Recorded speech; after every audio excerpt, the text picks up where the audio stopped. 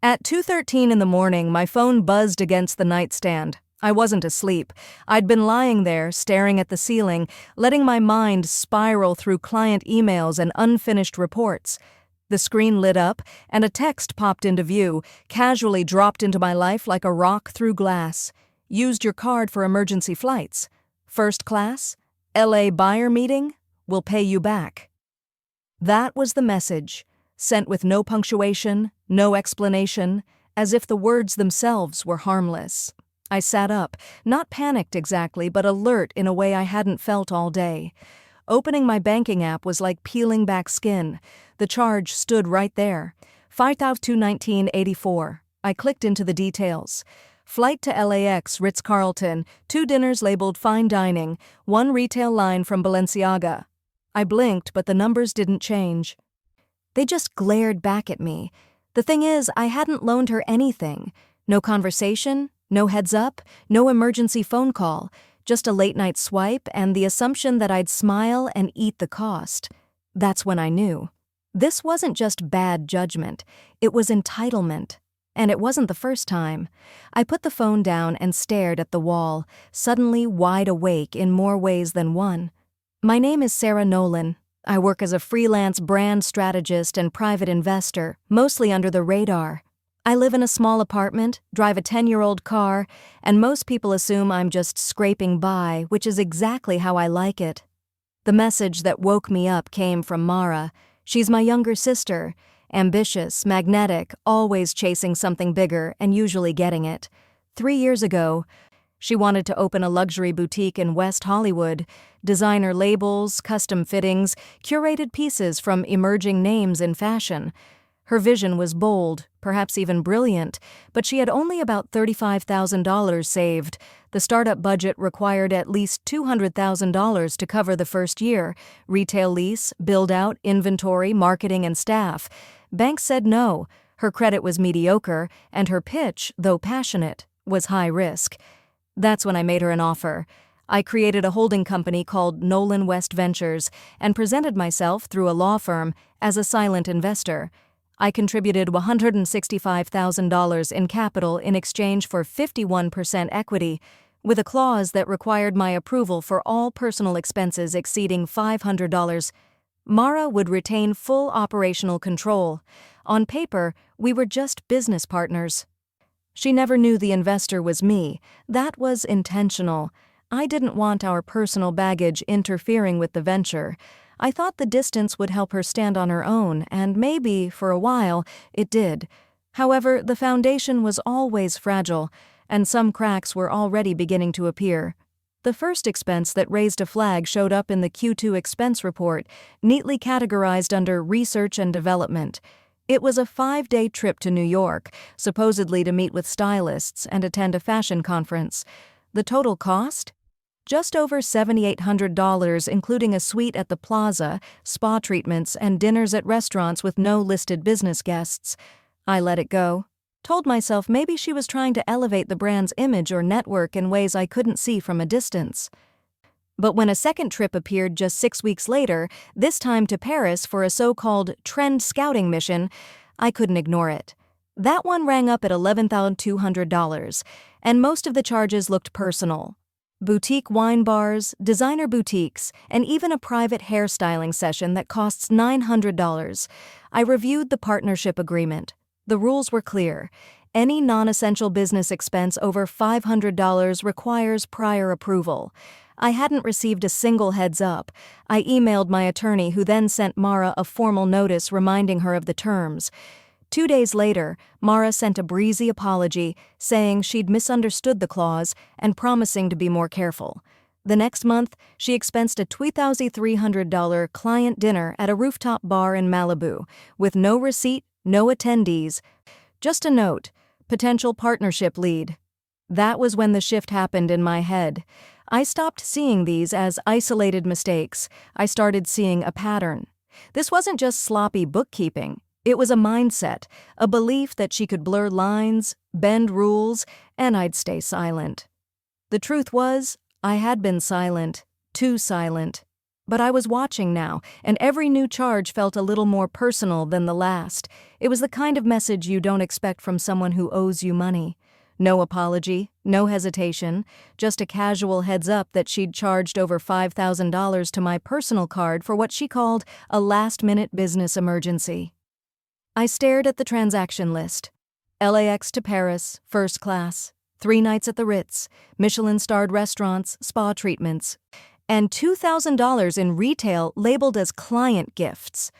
All of it charged without consent, like it was a favor between siblings, not a violation of a legal boundary. There was no buyer meeting on the calendar, no invoice, no email trail. I didn't text back. I opened my laptop and sent an encrypted message to my attorney. It was short. I want to dissolve the partnership. Begin the process immediately. Include all exit clauses and capital recovery. She replied before sunrise. It wasn't the money. I had more than enough to cover it. What broke me was the certainty in her tone, the comfort she felt in taking what wasn't hers. After all the warnings, the clauses, the silence I'd kept, she believed I'd never call it, never draw the line. So I did, not out of anger, but out of clarity. I realized I could no longer protect my investment without betraying myself. That morning, I made the decision, not just to pull my money, but to walk away from someone who treated my trust like it was disposable. By 9 a.m., my attorney had already drafted the dissolution paperwork. She walked me through the terms again, calmly and without judgment. The agreement stated that if I exited, Mara would have 90 days to either buy my 51% or sell the company. I asked how enforceable it was. She said very. I told her to move forward, and she did. It was done quietly, efficiently, without emotion on her end. On mine, it felt like shutting a door I'd been holding open too long. Mara called me at 10:42. I let it ring 4 times. When I picked up, her voice was already frayed. She said she didn't understand, that she just found out her silent partner was pulling out, and that she didn't have the funds to buy me out. She kept talking, filling the silence, looking for a soft place to land. I kept my voice level. I said the partnership terms were clear and she'd had every opportunity to stay within them. She said she thought I'd be more understanding. I said it wasn't about understanding, it was about boundaries. She paused for a long time before asking if I could at least help her get a loan. I said I didn't have the credit for something that large. She didn't believe me. I could hear it in her breathing. When she accused me of being cold, I said I wasn't cold. I was finished. The line went quiet for several seconds before she hung up. That was the first time in years I didn't chase her to explain myself. I sat back, let the silence settle, and realized I wasn't angry. I was free. Sometimes freedom doesn't come with relief. It comes with stillness, and stillness, when earned, is enough. The family meeting was called for Tuesday night. Everyone gathered in our parents' living room, pretending it wasn't as awkward as it felt. Mara looked exhausted, pacing while she spoke, explaining how her investor was pulling out, how the company would collapse if she didn't come up with nearly $500,000 in under 3 months. Our mom asked if anyone could help. Our dad suggested a group loan. My brother said it didn't make sense that an investor would bail on a growing business unless something serious had happened. Mara said it was personal. I said maybe it was about accountability. She looked at me like I'd spoken a different language. 3 days later, she asked to meet for coffee. We sat outside a small cafe, and for the first few minutes, we didn't say much. She looked different, tired but humbled, less polished than usual. She asked if I had any idea why her investor was doing this. I shrugged. She stared at her cup and said she'd been doing some digging, said the investor's legal rep was someone I'd once asked her about. The company's name, Nolan West Ventures, matched the initials of my email address. That the silent partner's investment came just after I'd finished a high-value freelance contract no one in the family knew about. I didn't speak. She finally looked up and said it. "Was it you?" I nodded once. Her breath caught. She leaned back, eyes wide, then shut tight. Her hands trembled in her lap. She asked why I never told her. I said I didn't want the money to change how she saw me. She said it already had. I didn't argue. We sat like that for a while. The air between us stretched thin, pulled by years of imbalance. When she finally whispered, she didn't know what to say. I told her not to. Some truths don't need to be explained, just acknowledged. She cried quietly into her hands. I let her. The deal closed in 73 days.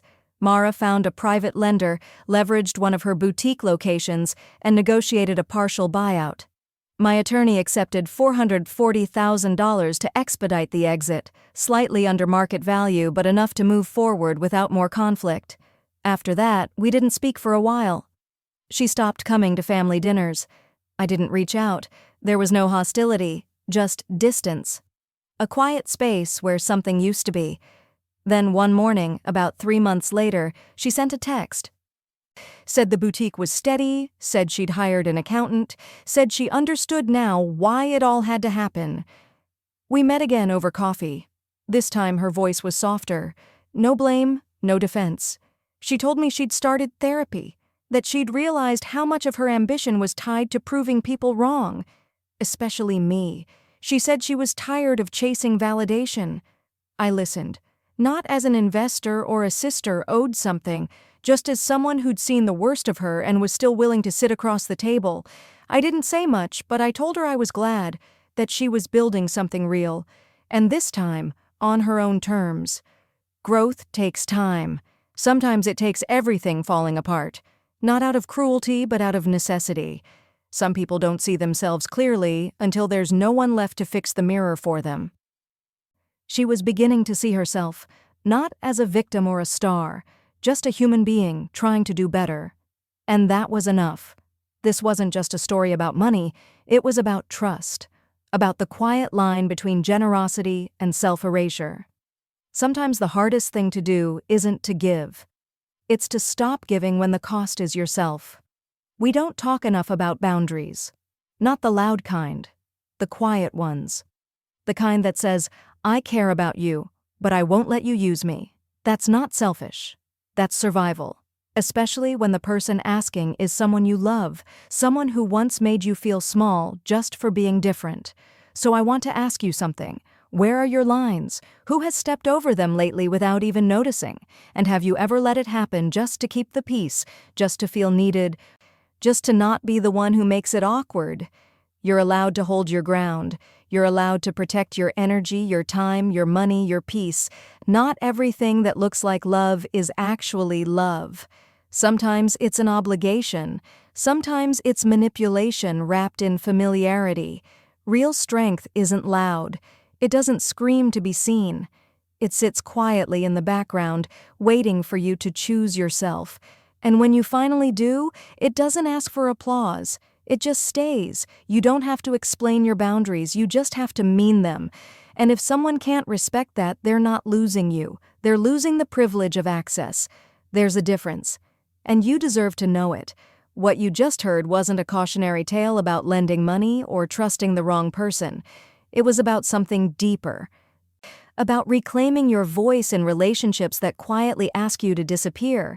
This wasn't about revenge. It was about choosing dignity when silence becomes complicity. About recognizing that protecting yourself doesn't make you the villain. It makes you the one who finally stopped bleeding for someone else's comfort. If any part of this story echoed something in your life, sit with it. Ask where you've been too quiet. Ask what it would look like to take up your full space again. If this resonated, subscribe for more stories that explore strength, clarity, and truth. Leave a comment if you're ready to name one boundary you're protecting starting today. And remember, this isn't about pushing people away. It's about no longer shrinking yourself to keep them close. That choice is yours. And it starts now.